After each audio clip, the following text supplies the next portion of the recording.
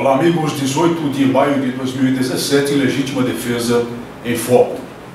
Não é o tema central da nossa luta, mas não há como não mencionar que hoje o país vive uma crise política terrivelmente grave. O presidente da República, apontado em uma das colaborações de relações premiadas de um dos figurões do subempresariado que dominava as esferas de poder, apontado por obstrução da justiça, sem ter o que dizer, confrontado com gravações feitas pelo comparsa de então, hoje colaborador da justiça, hoje delator premiado, como se costuma dizer, finge que nada está acontecendo, nem sequer faz um pronunciamento público na tentativa de esclarecer e fica fazendo reuniõezinhas insignificantes como se nada houvesse ocorrido. No bojo dessa confusão, um pedido de prisão preventiva contra um senador da República, candidato à presidência da República na eleição anterior, que tantos de nós conservadores sufragamos para tentar evitar a continuidade do terrível poder da esquerda demoníaca representada pelo PT no país. E familiares dele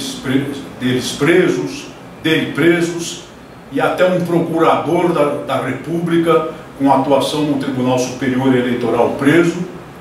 Escândalos de tal monta que provocaram uma crise na área do mercado de capitais. No momento em que eles gravam este programa, a Bolsa de Valores de São Paulo, a B3, está com suas atividades paralisadas, o pregão suspenso, devido a um movimento de pânico detectado pelo dispositivo de segurança da Bolsa, consoante com a tentativa de muitos dos atores do mercado de capitais de se livrar dos seus ativos, de vender os seus ativos, o que evidentemente provocou uma queda generalizada nos valores das cotações, ameaçando quebrar a B3. Daí o dispositivo de segurança, o chamado Circuit Breaker, haver entrado em ação para evitar o perigo de uma quebra. Se a B3 quebra o Brasil. Isso é um cenário de 1929, propiciado pela permanência de um dispositivo de poder que não tem mais a mínima condição moral de ir lá permanecer. O senhor presidente da República deveria vir a público e oferecer a sua renúncia ao exercício do cargo. Sabemos perfeitamente bem que isso não iria resolver. Aquele que iria substituí-lo constitucionalmente é outro personagem também altamente suspeito, mas pelo menos tentar-se-iam as soluções constitucionais para aparar essa crise e evitar esses graves perigos para o Brasil. Nós conhecemos muito bem a natureza do poder político e conhecemos muito bem a natureza do poder político, especialmente com base na nossa luta, que é aquela de garantir o direito das pessoas de bem à legítima defesa, negado desde a edição da Lei 9437 de 1997 e posteriormente e principalmente do famigerado e draconiano Estatuto do Desarmamento. Para que tenham uma ideia de como o poder político trata essa questão, basta mencionar o projeto de lei da Câmara, número 30 de 2007, em tramitação no Senado da República. Senhoras e senhores, eu disse 2007. Esse projeto de lei foi aprovado na Câmara, casa de origem, com o número 6.404 de 2005 e deu a entrada no Senado da República em 30 de março de 2007, há mais de 10 anos, e até então, e desde então, dormita lá nos escaninhos do Senado, mediante manobras e manobras e manobras perpetradas pelos senhores senadores para evitar a sua votação, apesar de aprovado na Câmara dos Deputados. É um projeto que talvez nem se lembrem, que já alterava ou tentava alterar o Estatuto do Desarmamento, aprovado, lembrem-se, no apagar das luzes do ano de 2003, isso em 2005.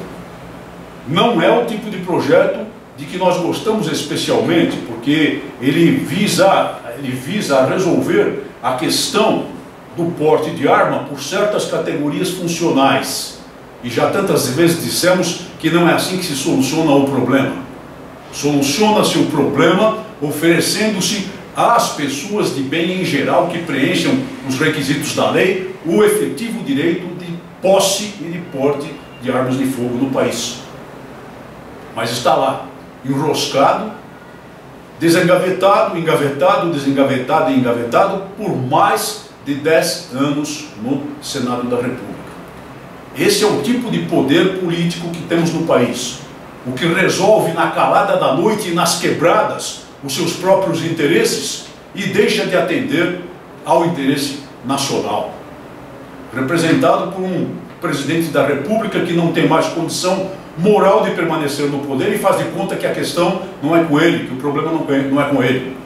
Representado por um prócer em quem fomos obrigados a votar e que é gravado e filmado com malas de dinheiro rastreadas a extorquir 2 milhões de reais desses subempresários do submundo empresarial do Brasil, aliado ao poder político contra a população, contra o consumidor, contra o cidadão, contra o eleitor, contra as pessoas de bem. Até quando? Até quando? Fosse outro tutano do país e essa gente já teria sido expulsa a pontapés dos palácios que habita atualmente. O documentário Desarmados, como eu disse, teria grande dificuldade de circular no circuito comercial dos cinemas do país. E nós sabemos muito bem quais são as razões. Mas ele conseguiu ser disponibilizado através do dispositivo chamado Now, da NET, que é uma provedora de TV a cabo. Então, para as senhoras e senhores que são assinantes dessa empresa, nós estamos aqui fazendo propaganda de jeito nenhum. Para as senhoras e senhores que são assinantes dessa empresa, apenas para aqueles que são assinantes dessa empresa, consultem lá o Now e, por gentileza, baixem o programa, que deve ter um custo bem módico, a fim de auxiliar as pessoas que realizaram um documentário tão importante a recuperar o seu investimento e também a tomar conhecimento do conteúdo do filme, que é muito bom, e, quem sabe, de acordo com a sua decisão, de acordo com a sua decisão de relacionamento, divulgá-lo também aos seus conhecidos, às pessoas do seu círculo, aos seus familiares, a fim de que a mensagem do documentário, extremamente importante, comentada aqui no último programa, consiga atingir as mais amplas faixas sociais que for possível para um tema tão importante que representa o centro da nossa luta. Muito obrigado por sua atenção e até o nosso próximo programa.